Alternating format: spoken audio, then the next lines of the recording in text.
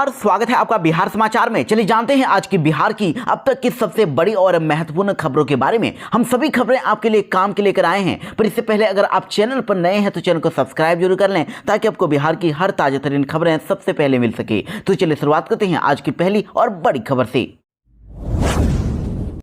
वक्फ संशोधन बिल को लेकर बिहार के सभी जिलों में हुई पुलिस अलर्ट, सोशल मीडिया पर भी है नजर। केंद्र सरकार ने वक्फ संशोधन बिल को लेकर बिहार के सभी जिलों की पुलिस को अलर्ट कर दिया है। बिहार पुलिस मुख्यालय ने सभी प्रभागों के एडीजी, सभी जोन के आईजी, डीआईजी से लेकर सभी जिलों के एसएसपी, एसपी और रेल एसपी को शांति व्यवस्था बनाए रखने के लिए विशेष सतर्कता बरतने को कह दिया है, जिसको लेकर पुलिस ने भी अब सतर्कता बढ़ा दी है और इंटरनेट पर खास नजर है। इंटरनेट मीडिया की भी निगरानी की जा रही है। सामाजिक सद्भाव बिगाड़ने वालों से सख्ती से पेश आने के लिए कहा गया है।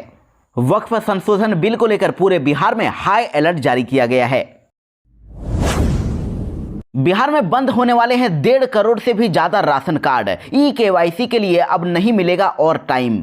जी हां, बिहार में 1.5 करोड़ से ज्यादा उपभोक्ताओं ने अभी तक ई-केवाईसी नहीं कराया है। 31 मार्च तक लास्ट डेट दिया गया था, जो कि अब समाप्त हो चुका है, जिसके बाद ऐसे कार्ड धारक जिनके पास राशन कार्ड है, राशन सेवाओं से अब उनको वंचित किया जा सकता है, उनका राशन कार्ड रद्द किया जा सकता है। वे अब राशन कार्ड का लाभ नहीं ले पाएंगे। आपको बता दें कि सरकार ने स्पष्ट कर दिया है कि अब ई-केवाईसी के लिए और समय नहीं बढ़ाया जाएगा। पहले भी कई बार समय बढ़ाया गया था, लेकिन कई लोगों ने आधार लिंक और ई-केवाईसी पूरा नहीं किया। 1 अप्रैल से अब ऐसे राशन कार्ड धारकों को हटाने की प्रक्रिया शुरू कर दी जाएगी। सरकार का कहना है कि राशन कार्ड का लाभ केवल पात्र व्यक्तियों को ही मिलना चाहिए। जिन लोगों ने अब तक ई-केवाईसी नहीं कराया है, वैसे राशन कार्ड धारकों को अब राशन कार्ड से नाम हटा दिया जाएगा। राशन कार्ड का लाभ जारी रखने के लिए आधार लिंकिंग और ई-केवाईसी अनिवार्य है। सरकार का यह कदम सुनिश्चित करता है कि राशन कार्ड से अब राशन उन्हीं जरूरतमंदों को मिलेगा जिन्होंने ई-केवाईसी कराया है और अपात्र लोगों को हटाया जाएगा। सीएम नीतीश कुमार का जल्द ही पूरा होगा वादा। मुजफ्फरपुर के साथ ही 11 जिलों में खुलेंगे केंद्रीय विद्यालय। जी हां, बिहार वालों के लिए खुशखबरी है कि 11 जिलों में केंद्रीय विद्यालय खोलने की प्रक्रिया शुरू हो गई है, जिसमें से मुजफ्फरपुर भी शामिल है। मुख्य सचिव ने 1 महीने में ही उपयुक्त भूमि चयन करने के लिए कह दिया है, यानी कि जमीन को अब देखा जाएगा कहां पर यह स्कूल बनाना है। मुख्यमंत्री ने प्रगति यात्रा के दौरान ही इसकी घोषणा की थी, जिसके बाद अब मुजफ्फरपुर, पूर्णिया, दरभंगा, इसके साथ ही अन्य जिलों में भी केंद्रीय विद्यालय की स्थापना के लिए भूमि चयन की प्रक्रिया तेज कर दी गई है, जिससे छात्रों को बेहतर अवसर मिलेंगे।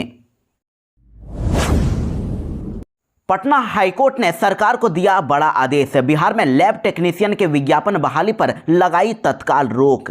बिहार की पटना हाईकोर्ट ने लैब टेक्नीशियनों की बहाली पर अब तत्काल रोक लगाते हुए राज्य सरकार से जवाब तलब कर दिया है। कोर्ट ने इस मामले में राज्य सरकार के स्वास्थ्य विभाग को आने वाली 10 अप्रैल 2025 तक जवाबी हल्फनामा दायर करके स्थिति स्पष्ट करने का आदेश दे दिया है। देखिए, दरअसल मामला क्या है, आपको बता दें कि आवेदकों की ओर से अधिवक्ता शिव प्रताप ने कोर्ट को बताया कि बिहार तकनीकी सेवा आयोग ने गत 3 मार्च को 2969 लैब टेक्नीशियन की बहाली के लिए विज्ञापन संख्या 2/25 प्रकाशित किया। उनका कहना था कि 2015 में 1772 लैब टेक्नीशियन की बहाली के लिए प्रकाशित विज्ञापन में 1162 पदों पर बहाली कर दी गई थी और बचे हुए 610 पदों को नए विज्ञापन में शामिल कर दिया गया।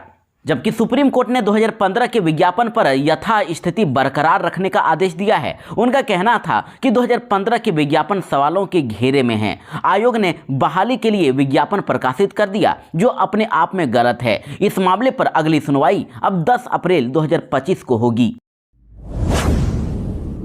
मुख्यमंत्री नीतीश ने वक्फ बिल को दिया समर्थन तो जेडीयू में मच गई भगदड़। एक साथ 2 मुस्लिम नेता ने दिया इस्तीफा।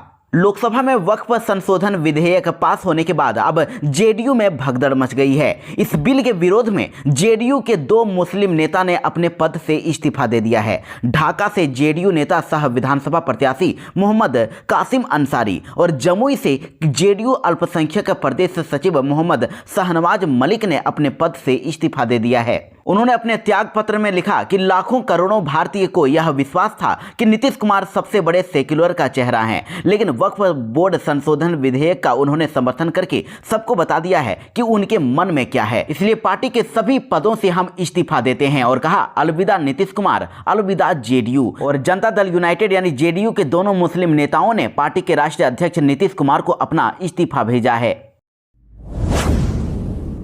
वक्फ बोर्ड संशोधन बिल पास होने पर लालू यादव ने जताया दुख, कहा कि इस बात का अफसोस है कि हम संसद में नहीं हैं। वक्फ बोर्ड संशोधन बिल लोकसभा में पास होने पर अब आरजेडी के सुप्रीमो लालू प्रसाद यादव ने दुख जाहिर किया है। लालू यादव ने कहा कि मुझे इस बात का अफसोस है कि हम अभी संसद में नहीं हैं, वरना वह अकेले ही काफी थे।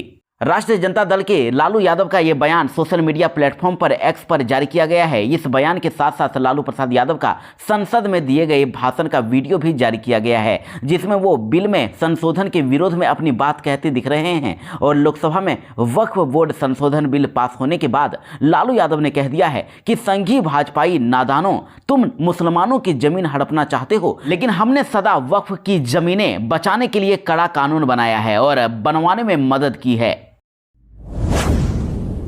बिहार के पटना में पाटलिपुत्र यूनिवर्सिटी की सीनेट मीटिंग में भारी बवाल। एमएलसी नवल किशोर ने कुल सचिव को दी मारने की धमकी। बड़ी खबर राजधानी पटना से आ रही है, जहां पर पीपीयू यानी कि पाटलिपुत्र यूनिवर्सिटी की सीनेट की बैठक में भारी बवाल हो गया। सीनेट की बैठक शुरू होते ही हंगामा शुरू हो गया और इस दौरान बैठक में मौजूद सीनेट के सदस्य एमएलसी नवल किशोर यादव अपनी मर्यादा को लांघ गए और कुल सचिव से तुम तड़ाक की भाषा का इस्तेमाल करने लगे। इतना ही नहीं, नवल किशोर ने कुल सचिव को मारने तक की धमकी दे डाली। और हंगामे के बाद इधर सीनेट की बैठक रुक गई। कुल सचिव प्रोफेसर एनके झा ने कहा कि ऐसी हालात में कार्य करना मुश्किल है, अगर जरूरत पड़ी तो इस्तीफा भी दे दूंगा। बिहार के युवाओं के लिए बड़ी सौगात, खोले जाएंगे 18 मेडिकल कॉलेज। स्वास्थ्य मंत्री ने किया बड़ा ऐलान। जी हां, बिहार में छात्रों को बेहतर सुविधा देने के उद्देश्य से अब बिहार सरकार लगातार प्रयास कर रही है। इसी क्रम में देखिए, बिहार के कई जिलों में अब मेडिकल कॉलेज खोले गए हैं। वहीं आने वाले 4 से 5 साल में बिहार में 18 नए मेडिकल कॉलेज और खोले जाएंगे, जिसमें 5 प्राइवेट और 13 सरकारी कॉलेज शामिल हैं। इस बात का ऐलान स्वास्थ्य मंत्री मंगल पांडे ने किया। बिहार वालों के लिए बड़ी खुशखबरी, 12 2 लेन 4 लेन 6 लेन पर इसी साल से दौड़ेंगी गाड़ियां।